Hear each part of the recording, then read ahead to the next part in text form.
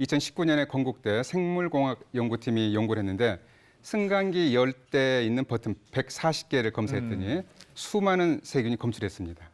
이 가운데서는 뇌수막염, 골수염, 또 폐혈증, 신생아 균열증 등을 일으킬 수 있는 병원성 세균들이 이렇게 포함되어 있었는데요. 최근 코로나19 바이러스에 오염되어 있는 부착물을 연구를 해봤더니 이렇게 금속이나 플라스틱 등 딱딱한 표면에 부착되어 있는 경우에 그러니까 최소 24시간에서 최대 48시간 정도까지 생존할 수 있다는 연구 결과가 있었죠.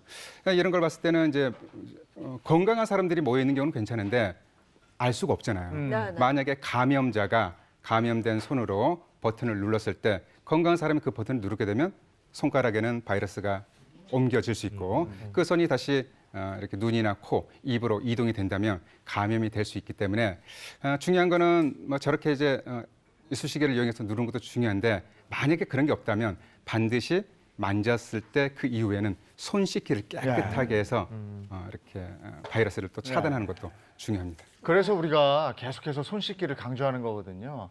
근데 흔히 사용하는 지폐나 동전 이런 것들도 그러면 그렇죠. 전파가 되지 않을까요? 그러니까 이게 사람 손을 많이 타잖아요. 이렇게 해서 주고 받고 이렇게 하면 지폐나 동전에 세균이 많을 것 같은데요. 네, 맞아요. 그래서 최근에 청와대 국민청원 게시판에요. 지폐, 이렇게 화폐를 소독해달라라는 글이 또 올라오기도 했습니다. 실제로 중국에서도 코로나19 확산된 뒤에 화폐를 소독했다. 이런 얘기를 제가 기사를 통해서 접했거든요. 이런 얘기를 들을수록 지폐도 좀 감염의 위험성이 있는 것 같아서 불안한 마음이 사실 듭니다. 네, 뭐 이제 가능성이 없는 이야기는 아닌 것 같습니다. 실제로 이제 중국은행에서 2월 17일인가요? 이제 질병 확산 중점 지역에서 지폐들을 다 수거를 합니다. 그래서 소독을 한 후에 14일 동안 보관을 따로 해놓고 그 뒤에 다시 이렇게 반출을 하는 그런 경우도 있었거든요. 실제로 이제 3월 3일에 세계보건기구 WHO에서도 코로나 바이러스가 며칠간 지폐 표면에서 이렇게 살아날 수 있다는 것 때문에 온라인 송금이나 비접촉 지불 방법을 공고한 바가 있습니다. 그래서 이것도 이제 마찬가지입니다. 엘리베이터 버튼하고 마찬가지인데요. 지폐는 죄가 없어요.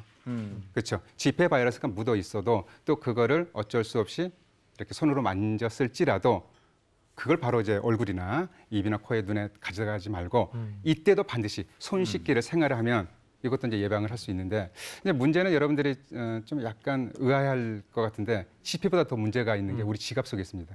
뭐죠? 신용카드예요. 신용카드요? 네. 아니 그건 카드요? 그래도 그거는 내가 쓰지 않나요? 맞아요. 그렇죠. 근데 이제 바이러스 이제 코로나19 바이러스에 대해서 연구를 해봤더니 이제 미세한 구멍이 있는 이렇게 종이나 또 섬유질에 부착돼서 생존할 수 있는 기간보다 아까 말씀드렸듯이 금속이나 플라스틱에서 생존 기간이 더 길어집니다. 그래서 제가 이제 뭐 시청자 여러분들 중에 이제 식당이나 어떤 상점을 가게를 운영하시는 분들이 있을 텐데 이런 제안을 해드리고 싶어요.